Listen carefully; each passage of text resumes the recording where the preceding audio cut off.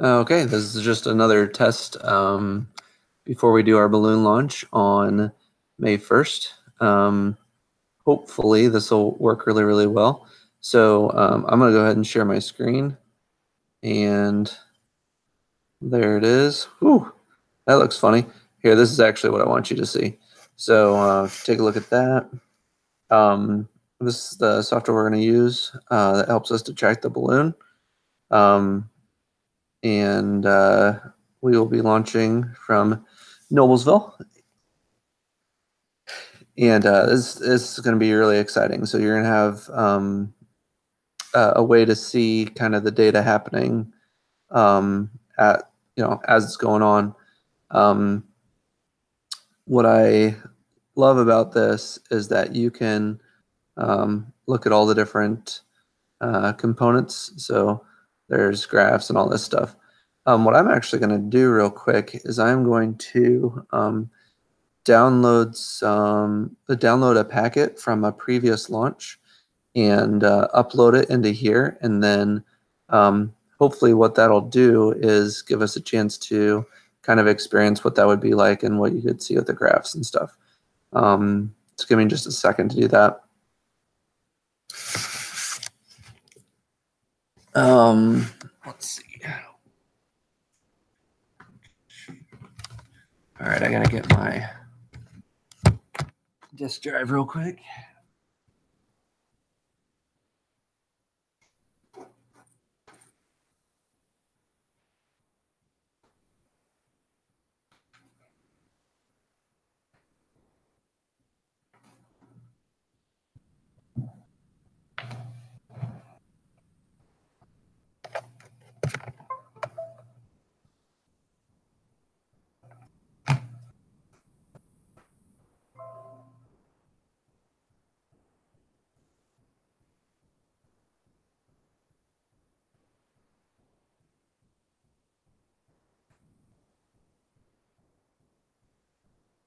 All right, let's get one from last year.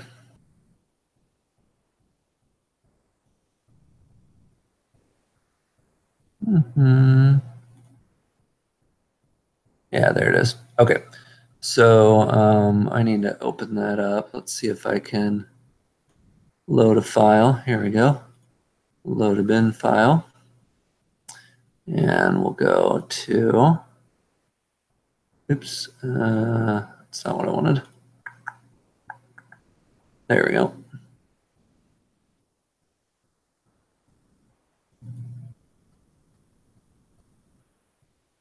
All right, so that loaded up. And then, let's see.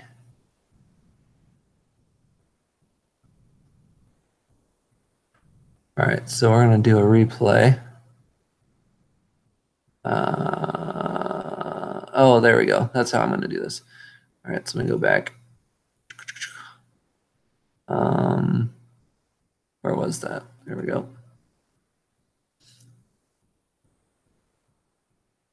All right, here's the replay. Okay, so when you're doing a balloon launch, it takes a long time for it to actually start. So this is going to play it kind of live in a way. I'm going to turn the sound on. Maybe. There we go. And you can kind of hear as the GPS comes in, it'll ping. And then I'm going to speed this up a little bit. Yeah, that's going to get annoying. I'm turning the sound off. Eventually, it'll start flying. But I'm trying to remember when exactly we launched this day. But you can see right now it says it's 9:59 a.m. We tried to launch close to 10. I think it was close to 10:15. So I'm going to make this thing go fast for a little bit.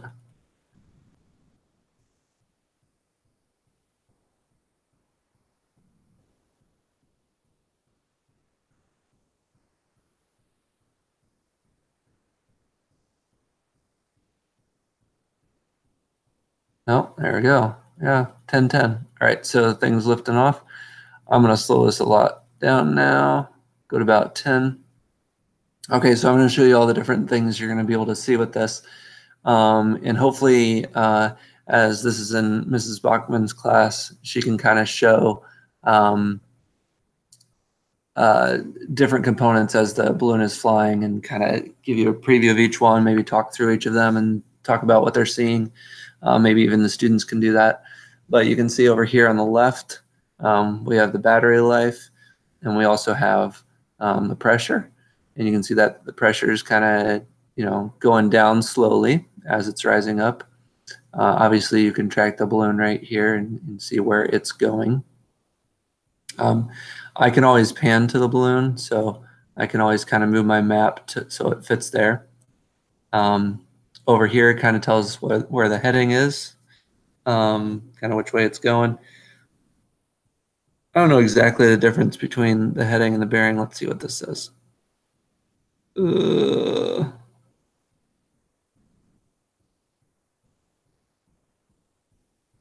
Bearing from, oh, that's the bearing from the ground station. All right, so that'll give you kind of the angle from the ground station versus the heading itself. All right, cool. So this is how fast laterally the balloon is moving. And then you can see down here what the altitude is, how fast it's increasing in speed or in altitude. This one actually went up really slow. Typically we'll want to see that to be more like 700, I think. So this one took a long time to get up in the atmosphere. Over here, you can see the temperatures. It was a warm day to start with, so everything is pretty warm. And then eventually that'll start to cool down.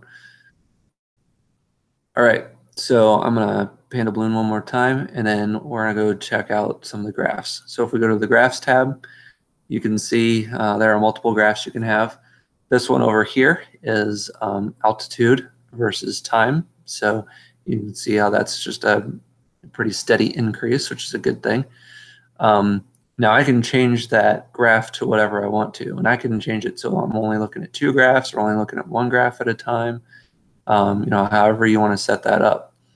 If I do 4 graphs at a time, then I can change it to, this one's the humidity versus time. I like my y-axis to be altitude. That's my x-axis. That's not what I want. Okay, let's do altitude on this side, and then humidity on this side.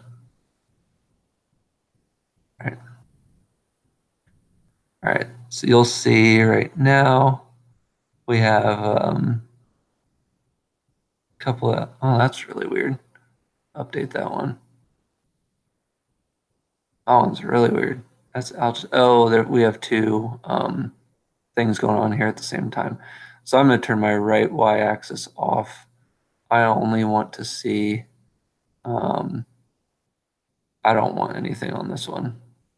All right, so this is humidity versus altitude.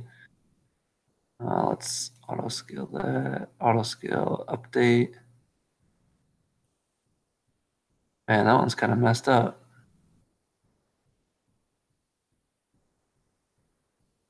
Altitude. That humidity sensor is not doing so well, it looks like. Maybe that's part of the issue. Humidity versus time.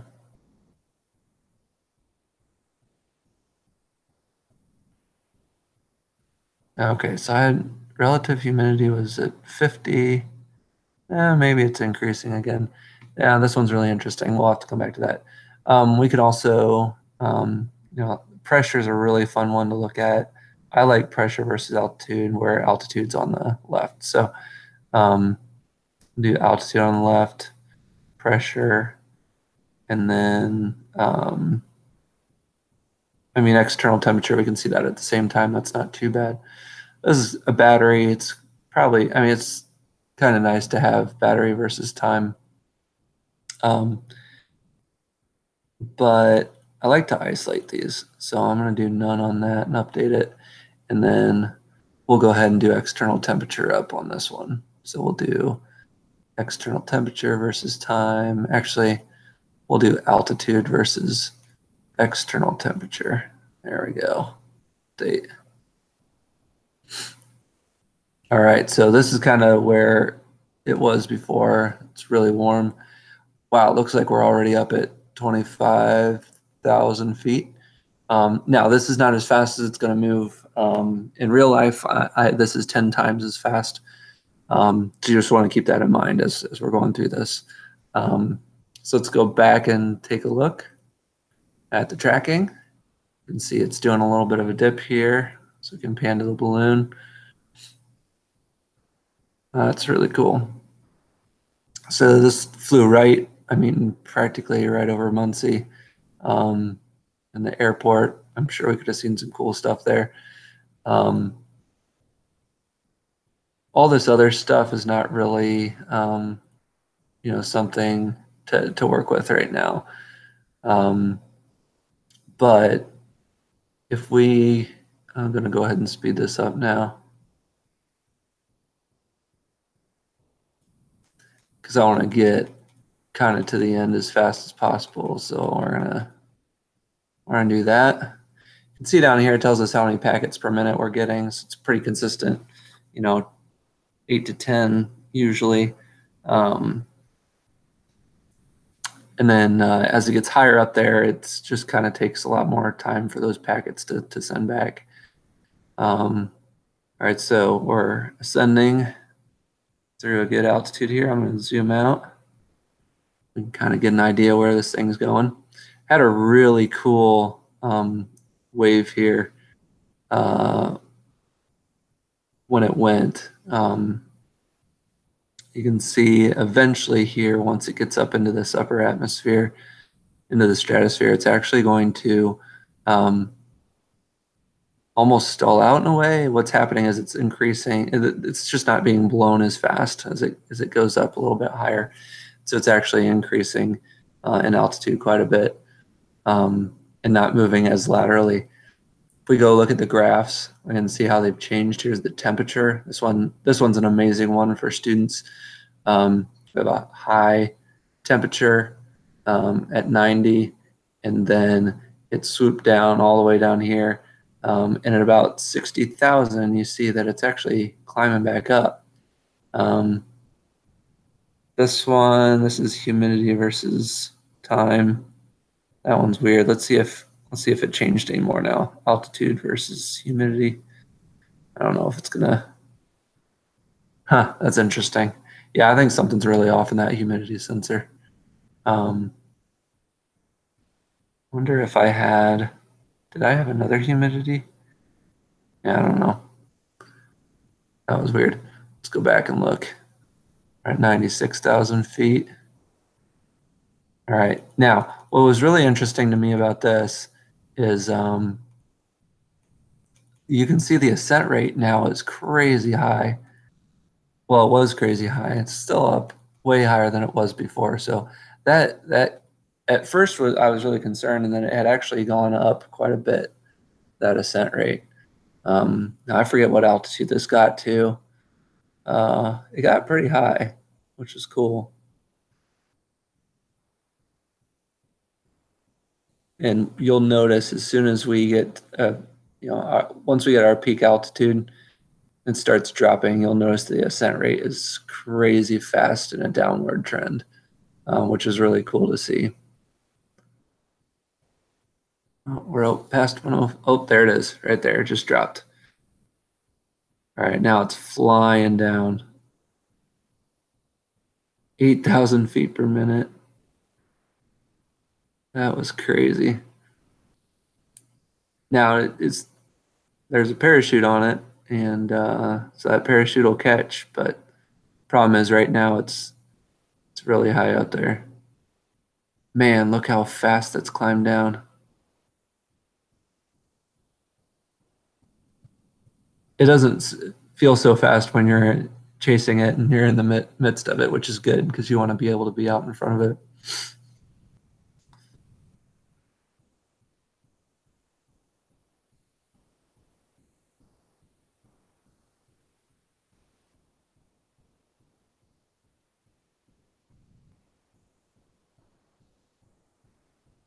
on the launch we're doing in May 1st, 2018, we're going to be doing a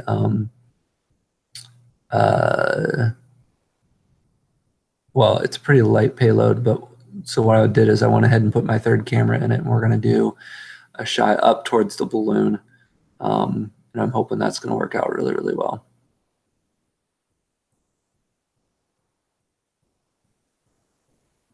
And you can see now it's coming down still, I mean, relatively quickly. I'm trying to remember exactly where this ended up falling. Might have been out here near Piqua. What's cool is you can, if you find the burst, which was about here, you can draw relatively a straight line through that to where it's going to end up from your starting location. So should end up out this direction for the most part. What it's going to do is it's pretty much going to reverse the pattern that it had. So right now it's descending and being blown kind of in this direction pattern.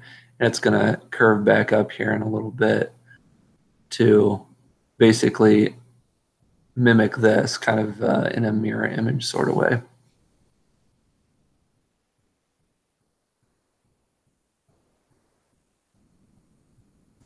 All right, I'm gonna make this go faster now. So now it's hitting some atmosphere, it's gonna come down slower and take a little bit more time. So go ahead and speed that up. There we go.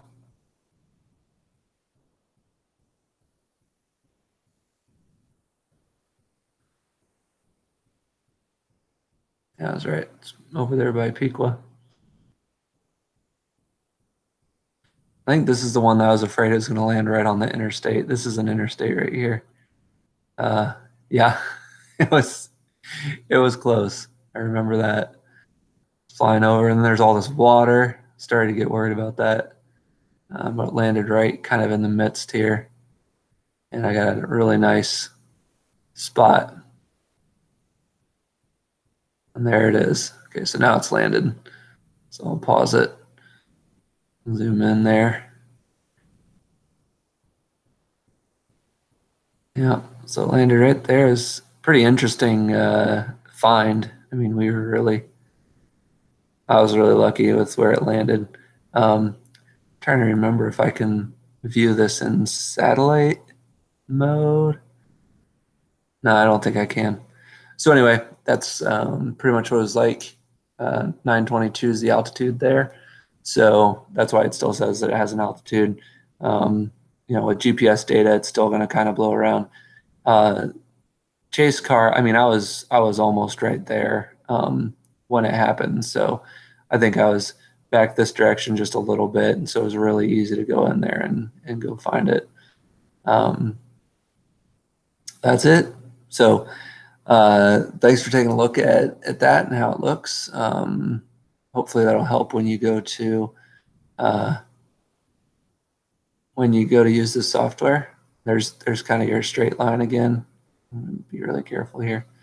All the way practically to where we left it off. All right. There you go. Your own little tutorial. So I'll go ahead and get out of the screen here. Go back to me and say thanks for hanging out with me and watching that, and hopefully that'll give you a chance to do some more stuff when you go to track your balloon. Catch you later.